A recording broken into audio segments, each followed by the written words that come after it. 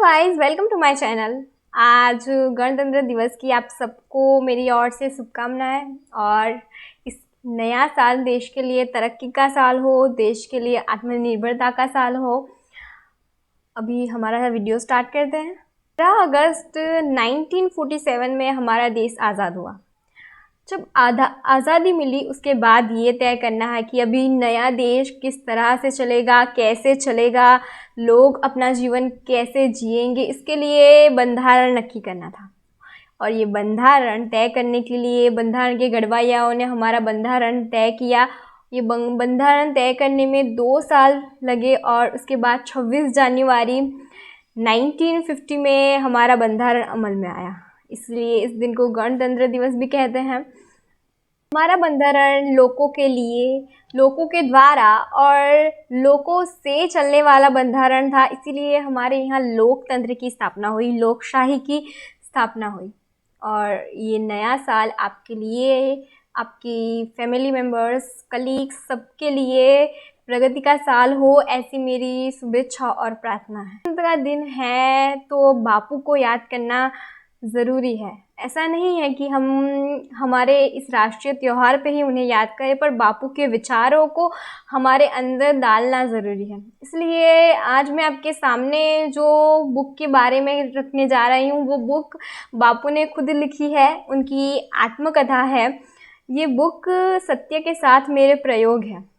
उसमें मुझे जो लगा कि मुझे आपके साथ शेयर करना चाहिए, आपको कुछ उसमें से मोटिवेशन मिलेगा, वो प्रसंग मैं आपके सामने रखने जा रही हूँ।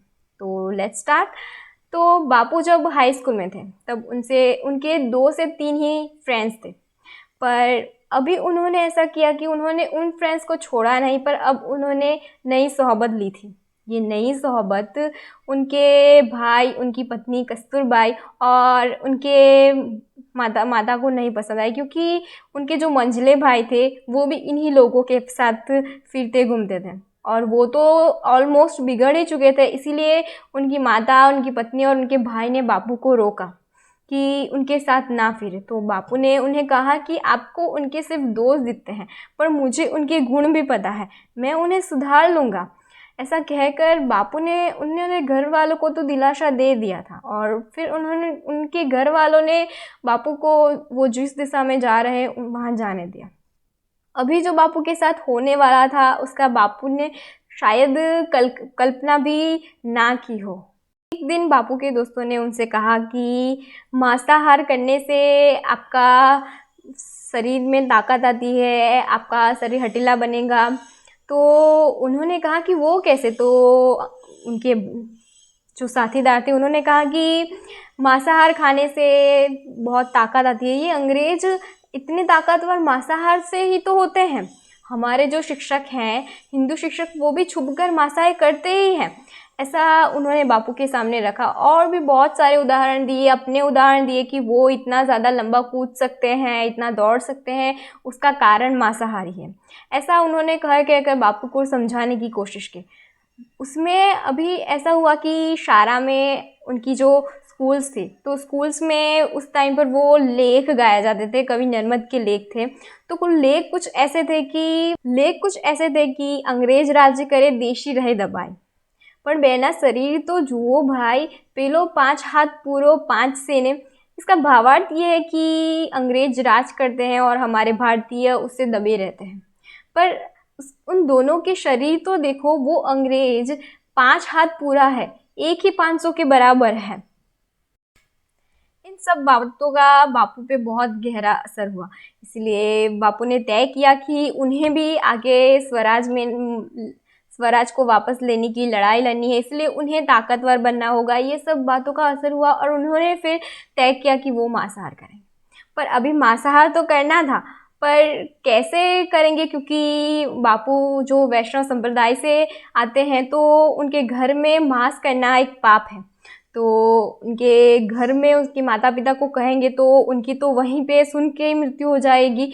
ऐसा सोचकर बापू ने ये बात अपने माता पिता से छुपाई। फिर उनके दोस्तों ने फिर उनके जो दोस्त थे वो बापू के लिए अच्छा जो बकरा बनाकर लेने आने लगे और बापू को कहीं खूने में छुपा कर उन्होंने बापू को खिलाया। बापू ने खाया। फिर उस रात पूरी रात बापू को देर तक नींद नहीं आई। पर फिर उन दोस्तों ने बापू के लिए और अच्छा अच्छा बनाने की कोशिश की और बापू को खिलाया। अब बापू को वो खाने का स्वाद चढ़ रहा था, पर वो रोज़ नहीं ला पाते थे क्योंकि उनके पास भी पैसों का भंडार नहीं था कि वो बापू के लिए रोज़ ला सके, क्योंकि बापू के पास तब पैसे नहीं थे। उनकी इच्छा तो बापू को मांस की आदत लगाने की थी, पर उनके पास पैसे ना होने की वजह से ये दावत कुछ दिन ही होती थी। तो साल में बापू ने 5 से 6 बार मांसाहार किया था। पर अभी जब वो मांसाहार करके घर लौटते थे तो उनकी माँ उनसे खाने के लिए बोलती तो उन्हें झूठ बोलना पड़ता था कि आज मुझे भूख नहीं है, आज मुझे नहीं खाना है। ऐसा कहना पड़ता था जो बापू को नहीं पसंद था, क्योंकि बापू उनके माता पिता के भक्त थे और उनसे झूठ बोलना बापू को असह्य था। इसलिए उनसे झूठ ना बोलना पड़े, इसलिए बापू ने तय किया कि वो अब से मांसाहार नहीं करेंगे और उन्होंने मांसाहार छोड़ दिया। बापू कहते हैं कि बापू लिखते हैं कि 2 मित्र एक दूसरे को प्रभावित किए बिना नहीं रह सकते हैं।